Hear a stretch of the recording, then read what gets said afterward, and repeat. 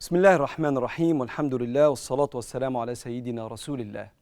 يوم جديد في رمضان بنفتح كتاب ربنا سبحانه وتعالى بقلوب متأملة باحثة عن الرسالة من ربنا.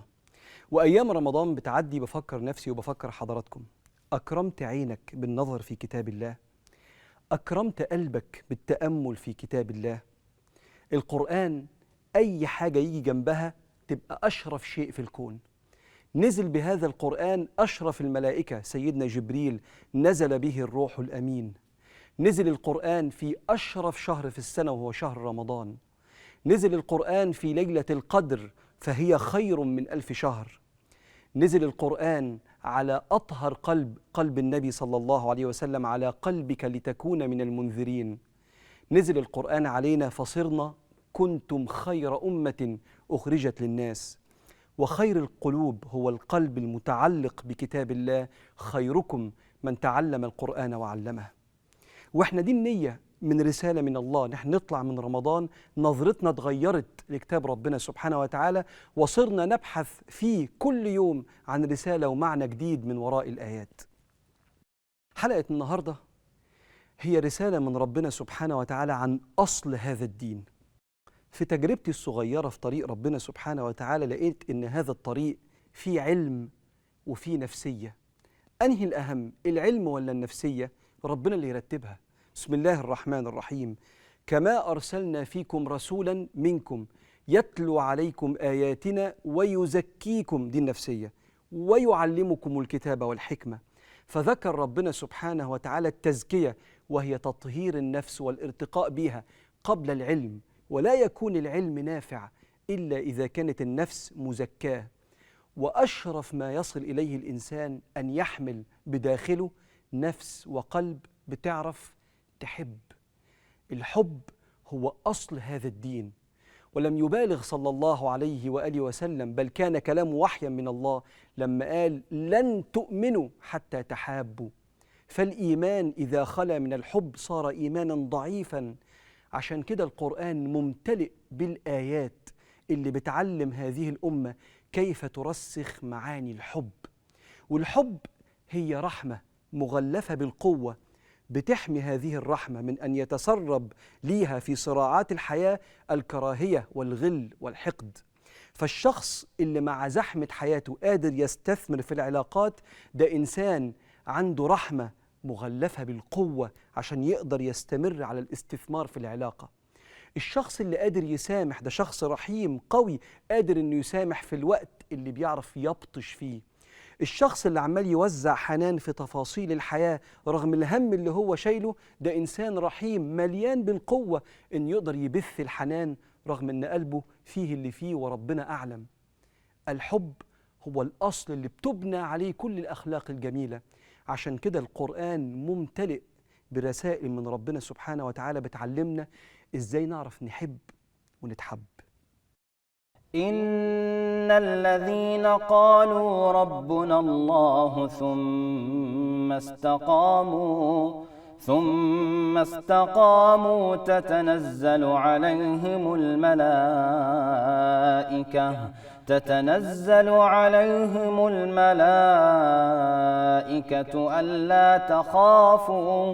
ألا تخافوا ولا تحزنوا وأبشروا بالجنة التي كنتم توعدون. نحن أولياؤكم في الحياة الدنيا وفي الآخرة، ولكم فيها ما تشتهي أنفسكم ولكم فيها ما تدعون، نزلا من غفور رحيم. علشان ربنا سبحانه وتعالى في رسالته عن الحب في القرآن يعمق مفهوم الحب في كل ذرة من كيان الموحدين، قال لهم إن علاقتي بيكم مبنية على الحب. ربنا في القرآن سبحانه وتعالى لم يذكر كلمة أنه يكره إلا في موضع واحد: كره الله انبعاثهم فثبطهم. المنافقين لما كانوا بيخرجوا في جيش الموحدين كانوا بيقعدوا يقولوا كلام سلبي ويهبطوا من عزيمة الموحدين، فكان الله يكره خروجهم، كره الله انبعاثهم. لكن دايما لما ربنا يتكلم عن صفة مش بيحبها يقول لا يحب الظالمين، لا يحب الكافرين، في إشارة إن لو بطلوا ظلم أو لو بطلوا كفر يحبهم. ما يقولش بيكره الظالمين بيكره الكافرين، يقول لك لا يحب، فشيل لا وانت بتشيل صفتهم. فلو الكافر آمن بوجود الله أحبه الله، ولو الظالم بطل افترى على الخلق أحبه الله. فلم يذكر الله سبحانه وتعالى تجاه الخلق خالص صفة الكراهية إلا في فعل كان الله يكرهه من المنافقين، لأنه بيؤذي نفسية الموحدين. أما ما لنا كموحدين عند الله فهو تمام الحب، حتى البعيد مننا، حتى البعيد عن ربنا سبحانه وتعالى ممن وحد الله ربنا بيحبه. عرفناها منين؟ عرفناها من آية في سورة المائدة، قال تعالى: يا أيها الذين آمنوا من يرتد منكم عن دينه فسوف يأتي الله بقوم يحبهم ويحبونه. فالعلماء قالوا من مفهوم المخالفة اللي هيرتد عن الإيمان بربنا سبحانه وتعالى ربنا هيجيب ناس بيحبهم، يعني موحدين. فأثبت الله عز وجل الحب لجميع الموحدين، يحبهم ويحبونه. وكل واحد بيشهد أن الله خالق هذا الكون أكيد بيحب ربنا وملوش غير ربنا مهما بعد عن ربنا، والله بيقول لك هو بيحبك ما دمت موحدا. عشان كده الإمام الطحاوي في كتابه العقيدة الطحاوية كان يقول: والمؤمنون كلهم أولياء الرحمن. كل واحد مؤمن بربنا سبحانه وتعالى هو ولي من أولياء الله. وربنا بيقول: من عادى لي وليا فقد آذنته بالحرب، أعلنت عليه الحرب. بيحبنا كلنا، البعيد مننا والقريب، لدرجة إن في سورة التوبة في الآية 100 ربنا سبحانه وتعالى بيقول على حبه للمهاجرين والأنصار واللي حاولوا يبقوا كويسين في سائر الأزمان بعد كده. قال: والسابقون الأولون من المهاجرين والأنصار والذين اتبعوهم بإحسان. إحنا بإذن الله يا رب، حضراتكم بإذن الله. والذين اتبعوهم بإحسان رضي الله عنهم ورضوا عنه. السابقين الأولين من المهاجرين، والمهاجر من هجر ما نهى الله عنه. وكل واحد بيسمعني النهاردة عدى عليه في رحلة حياته أشياء ربنا ما بيحبهاش، هجرها عشان ربنا يرضى عنه فياخد لقب المهاجرين. والأنصار اللي نصروا المبادئ والقيم اللي ربنا أنزلها مع سيدنا رسول الله، فنصروا رسول الله على أنفسهم وفي المحيط اللي هم عايشين فيه.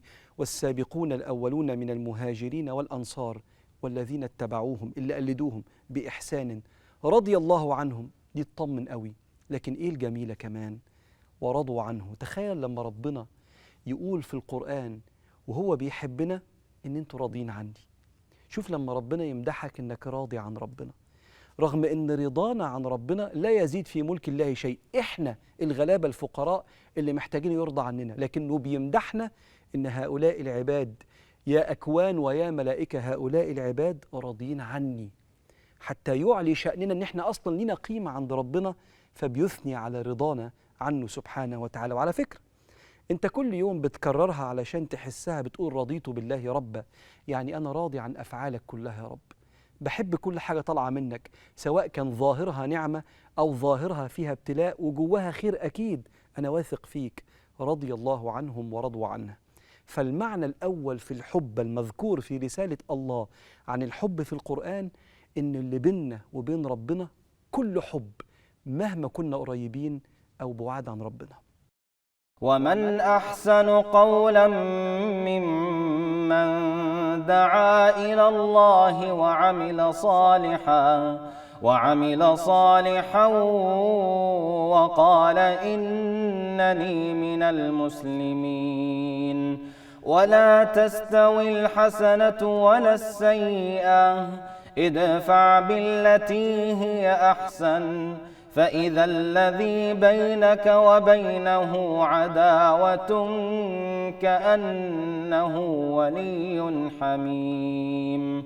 وما يلقاها إلا الذين صبروا وما يلقاها إلا ذو حظ عظيم. وإما ينزغنك من الشيطان نزغ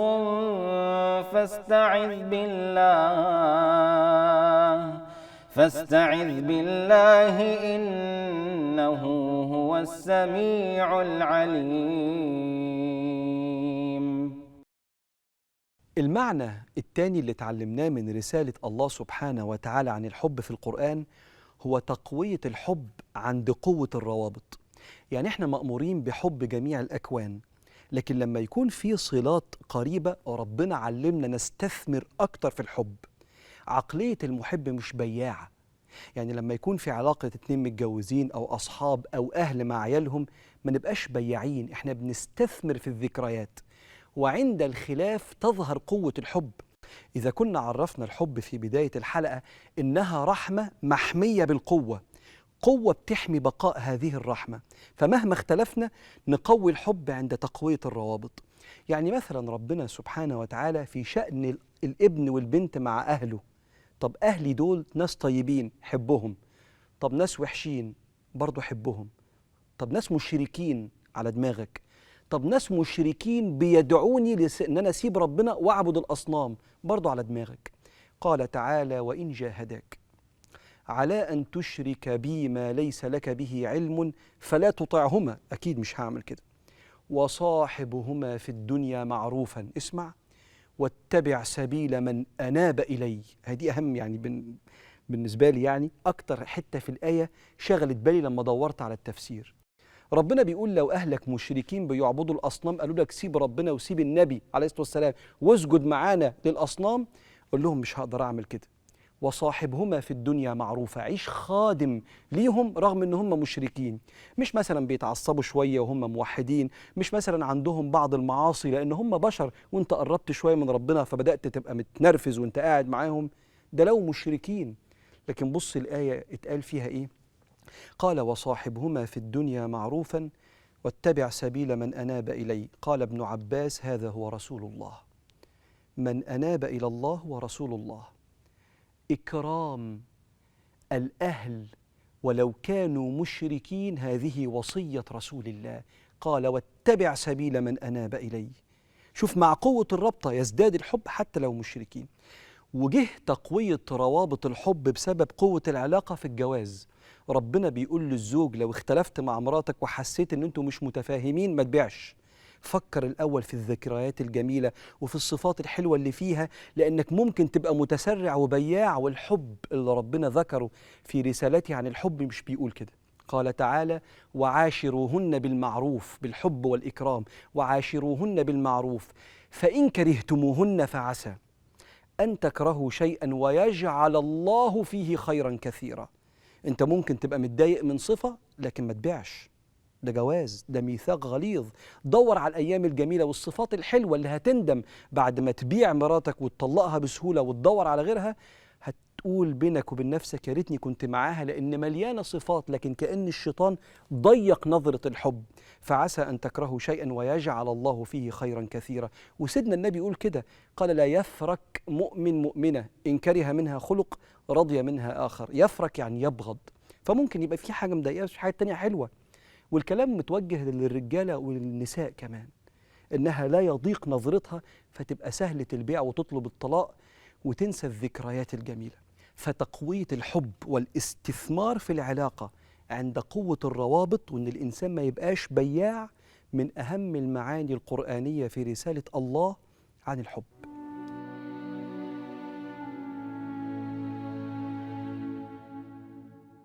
لو القلب اتملى بالحب ما يعرفش الإنسان يدوق أي حاجة جميلة إلا لما يدوق حبايبه اللي حواليه، سواء حاجة جميلة دقها في عالم المحسوسات أو معنى جميل في عالم المعاني. ولو الحب ملى القلب جدا يبقى عايز يدوق المعاني دي للدنيا كلها. ودي قصة الحب اللي ربنا حكاها لنا في القرآن. مجموعة من الرسل مروا ببلد فدعوا أول هذه البلد فآمن القوم، كان فيهم راجل صالح. ثم مع نهاية البلد ما آمنش أهل طرف البلد الآخر، وعرف الرجل المؤمن أن هؤلاء الرسل كذبوا في آخر البلد. فيحكي ربنا قصة الحب دي: وجاء من أقصى المدينة رجل يسعى قال يا قوم اتبعوا المرسلين. ربنا سبحانه وتعالى شهد للراجل ده أنه رجل يحمل همة الرجال اللي وقودها كان الحب، حب إن هؤلاء الناس يذوقوا طعم الهداية اللي هو داؤه من لسان المرسلين. يا قوم اتبعوا المرسلين، اتبعوا من لا يسألكم أجرا وهم مهتدون.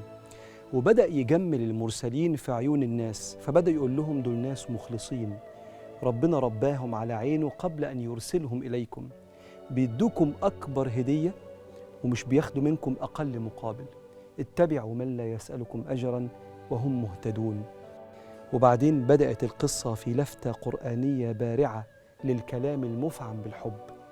قال وما لي لا أعبد الذي فطرني وإليه ترجعون، أأتخذ من دونه آلهة إن يردني الرحمن بضر لا تغني عني شفاعتهم شيئا ولا ينقذون إني إذن لفي ضلال مبين. بيتكلم على فعلهم القبيح كأنه فعله، علشان ما يواجهش هؤلاء الناس بفعلهم وعنادهم وكفرهم فيجرح مشاعرهم بأن يقول لهم أنتوا كفرتوا بالأنبياء، فيتكلم عن عنادهم كأنه فعله. أأتخذ من دونه آلهة إن يردني الرحمن بضر لا تغني عني شفاعتهم شيئا ولا ينقذون إني إذن لفي ضلال مبين. مع إن هم اللي في ضلال لكنه بيتكلم بحب.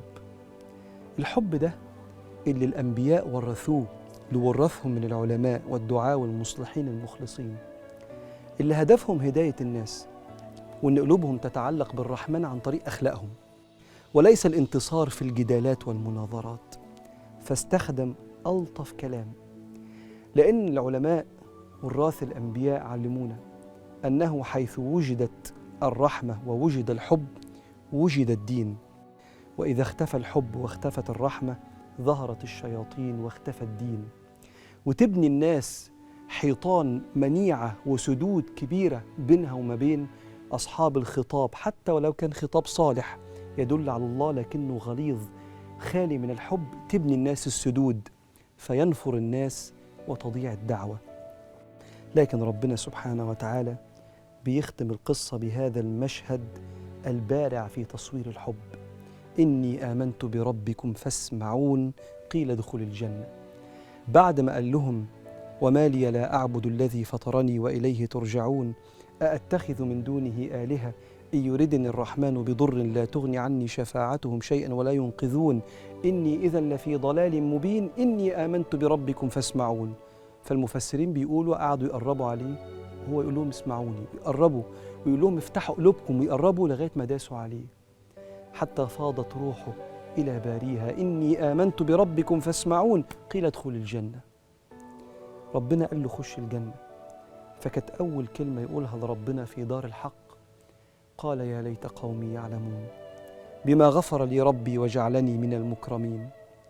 هم قتلوا جسده لكن ما قدروش يقتلوا قلبه المفعم بحب ربنا، واللي ظهر في حب إن البشر يذوقوا طعم الهداية. ففي الدنيا دعا لهم، وفي دار الحق التي ذاق فيها الكرامة دعا لهم بالهداية. رسالة من الله،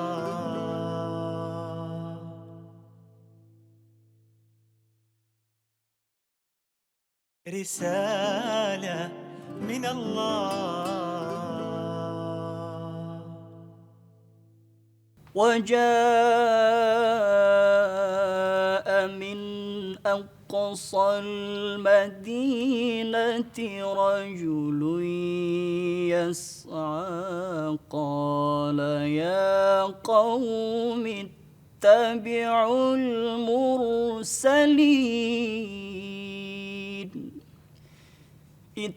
اتبعوا من لا يسألكم أجرا وهم مهتدون.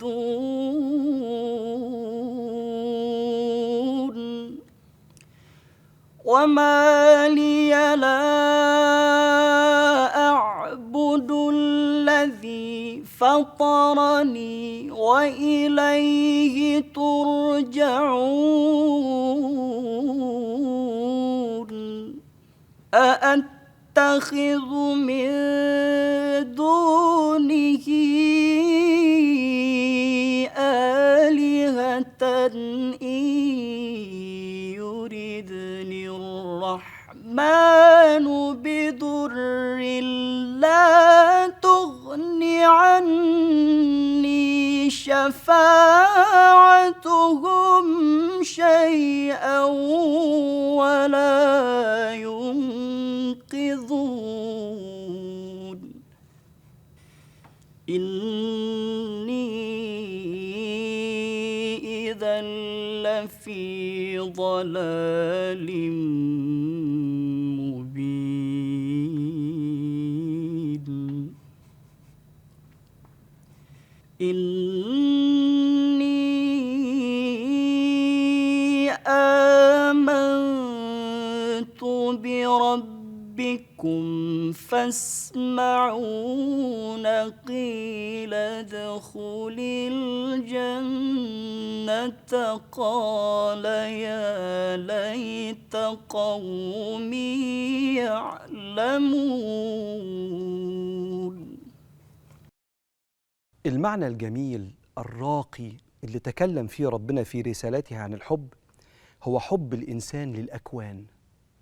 ربنا سبحانه وتعالى علمنا إن هذه الأكوان وإن كان ظاهرها جماد لكن فيها حياة، وفيها إدراك ربنا خلقه لربنا، وفيها إدراك حتى الجمادات والحيوانات للإنسان، وفيها مشاعر تجاه ربنا.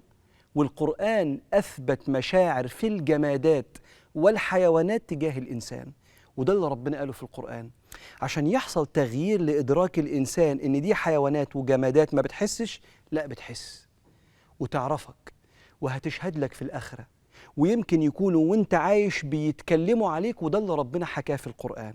ورب العالمين بيقول في القرآن ألم ترى، يعني اتعلم اسمع، ألم ترى أن الله يسبح له من في السماوات والأرض والطير صافات كل قد علم صلاته وتسبيحه. كل الكائنات تعرف الله وتسبح بحمد الله. طب ده إدراك الكائنات والحيوانات والأشجار والأحجار لله. طب هل هذه الكائنات ليها إدراك لينا؟ الجواب أيوة. ربنا سبحانه وتعالى ذكر آية في سورة الدخان فسرها النبي، قال صلى الله عليه وسلم في تفسيره للآية لما فرعون مات، ربنا قال فما بكت عليهم السماء والأرض وما كانوا منظرين. الصحابة خدوا الآية دي وراحوا لسيدنا محمد، لما فرعون اللي بيدعي الألوهية مات السماء ما عيطتش ولا الأرض عيطت، إيه حكاية المشاعر دي؟ قال أن لكل مؤمن بابان، باب يصعد منه عمله وباب ينزل منه رزقه، فإذا مات العبد المسلم بكيا عليه. قال سيدنا علي بن أبي طالب حتى أن موضع السجود لا يبكي عليه إذ افتقده لما مات. الحتة اللي بتصلي فيها في مسجدك اللي تحت البيت ولا الحتة اللي بتصلي فيها في البيت تعرفك، تشعر بيك وهتشهد لك. وده من تفسير الآية يومئذ تحدث أخبارها الأرض، وبتعيط عليك لما بتسيب الدنيا وتروح لربنا لأنها ياما سمعت تسبيحك وسجودك. والسماء فيها بابين، باب بيصعد منه العمل وباب بينزل منه الرزق، بتعيط لما العبد المؤمن يموت لأن خلاص توقف صعود الأعمال الجميلة اللي فيها إرضاء لربها اللي بتحبه سبحانه وتعالى. وكأن ربنا بيقول لنا تعاملوا مع الأكوان برفق ورحمة، لأن هذه الأكوان والجمادات تعرفك، وهذه الأكوان والجمادات تشهد لك يوم القيامة، وهذه الأكوان والجمادات منتظمة معك في التسبيح والسجود لله، فتعامل معها برفق وحب واحترام. وده اللي مشايخنا علمه لنا. دايما أحب أحكي الحكاية دي لما تبقى السبحة في إيدي وأخش أصلي وأرميها كده الله أكبر، الشيخ يبقى جنبي يقول لي ما ترميش السبحة كده. مولانا رميتها كده والله أكبر، قال لي لا نحطها بالراحة.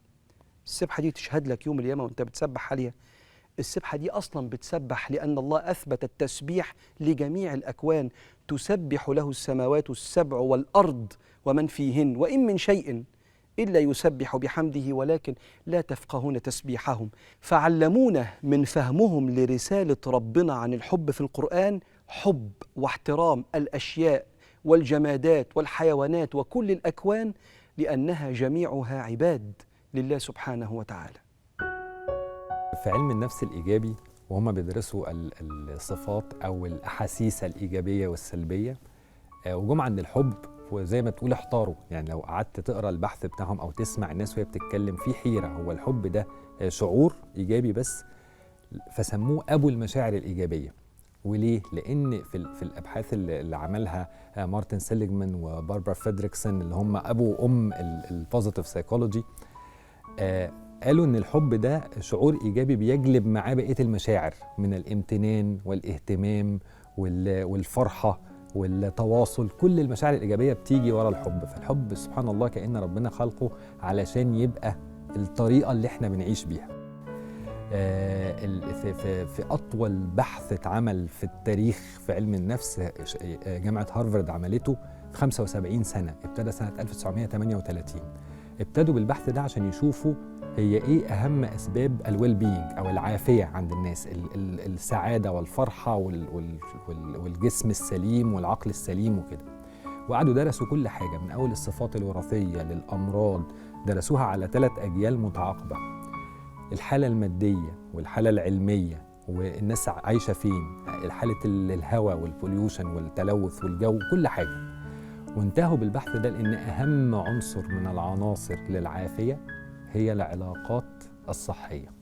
العلاقات اللي فيها حب هو السبب للعمر الأطول بالبحث، أمراض مناعية أقل وأمراض قلب أقل، أقرب كمان في التأثير على صحة الإنسان من نسبة الكوليسترول في الدم ومن الأمراض الوراثية. فنتائج بحث مدهشة كلها مبنية على الحب. فلو الإنسان قدر يعمل الحب اللي هو بتعريف اللي هو إرادة الخير للناس والاهتمام بالناس والدعم العاطفي للناس، لو قدر يعمل ده بس ده يكون كفاية لأنه يعيش حياة ذات جودة عالية وبسعادة بالغة وفي عافية، بغض النظر عن هو معاه فلوس قد ايه، هو مشهور قد ايه، او حقق الحاجات الماديه او ما حققهاش. وده ثبت ببحث علمي طويل. وطبعا ولله المثل الاعلى، احنا ديننا كله مبني على ده، اراده الخير والحب والاهتمام والدعم للناس. وحكى لنا ربنا سبحانه وتعالى في رسالته عن الحب في القرآن تفاعل طائر من الطيور، مخلوق من المخلوقات، دابة من الدواب، تفاعل مشاعره مع ناس ما تعرفش ربنا.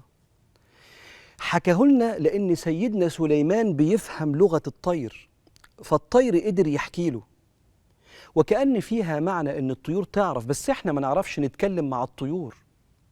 ما نعرفش الطيور بتقول علينا إيه وإحنا بنصلي وهي بتبص علينا ساجدين لربنا سبحانه وتعالى، ولا نعرف الحيوانات والطيور بتقول علينا إيه وإحنا بنعصي ربنا سبحانه وتعالى. لكن ربنا كشف في القرآن إن اللي كان فاهم لغة الطيور، الطير حكى له حاجة أثرت في قلبه قوي. يوم ما سيدنا سليمان بعد الموقف بتاع النملة لما قالت ادخلوا مساكنكم لا يحطمنكم سليمان وجنوده وهم لا يشعرون، بدأ يصف في الجيش بتاعه فما لقاش الهدهد، فبدأ يسأل عنه، وفجأة الهدهد جاي من بعيد قوي.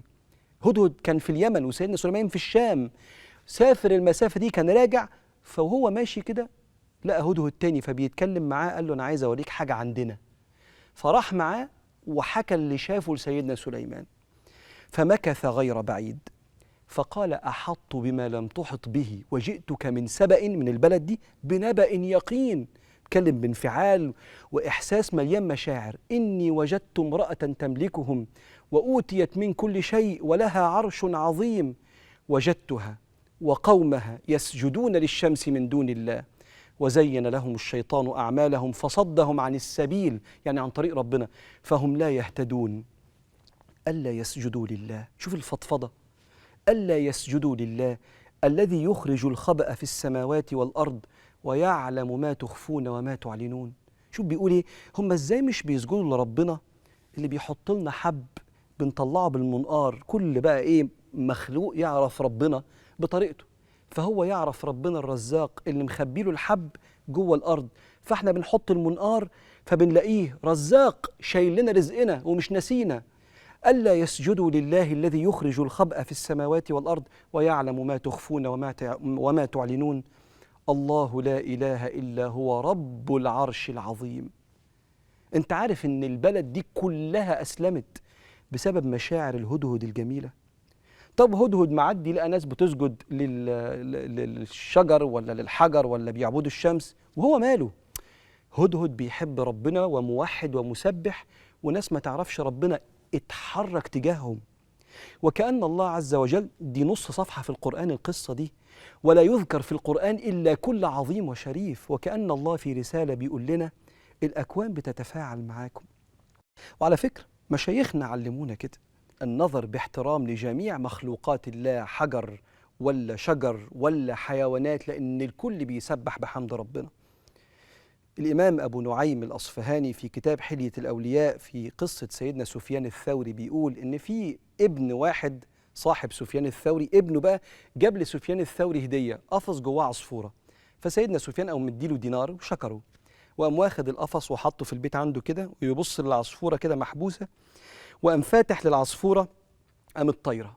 فلما طارت وقفت في ركن من أركان البيت. سفيان الثوري ده بقى من كبار الأولياء، من طبقة الإمام مالك، الإمام الكبير صاحب المذهب. طارت وقفت كده في ركن البيت، وظلت تذهب كل يوم تأتي بالأكل، تقعد تاكل وتشرب، وترجع تقف في ركن البيت. قالوا ولما مات سفيان رأيناها تتبع معنا الجنازة، وكنا إذا ذهبنا إلى قبر سفيان وجدنا هذا العصفور يقف عند القبر، ثم بعد ذلك جئنا لنزور سفيان فوجدنا العصفور ميت عند قبر سفيان. سفيان الثوري حس بأن هي مش دي البيئة الطبيعية بتاعتها، فتح لها بحب، حصل شعور متبادل مع الأكوان، طارت ما حبتش تمشي، وكل شوية ترجع تاني، ثم فضلت عايشة عنده عند القبر لغاية ما أجلها جه، فماتت جنب صاحبها اللي بادلها الحب. ده ديننا، وده اللي اتربى عليه الصالحين والأجيال من فهمهم لرسالة ربنا سبحانه وتعالى عن الحب مع الأكوان كلها. الحب مفتاح القلوب الطيبة، وعليه وبيه كل الحياة مترتبة. لما نلاقيه بنلاقي نور، تمتد بيه بينا الجسور، ونهد سور كل الشرور المرعبة. الحب نعمة ربنا على قلبنا، يجمعنا بيه وفي ظل عرشه يضمنا. إحساس رقيق زي الندى يروي القلوب، تطرح رضا، ونلاقي أحلامنا البعيدة قريبة. حب البشر، حب الحياة، حب الوجود، تعرف طريقك للإله والخير يسود. واقرا في آيات الكتاب، في الحب تلقى ألف باب، ولو السؤال ملهوش جواب، في الحب كل الأجوبة.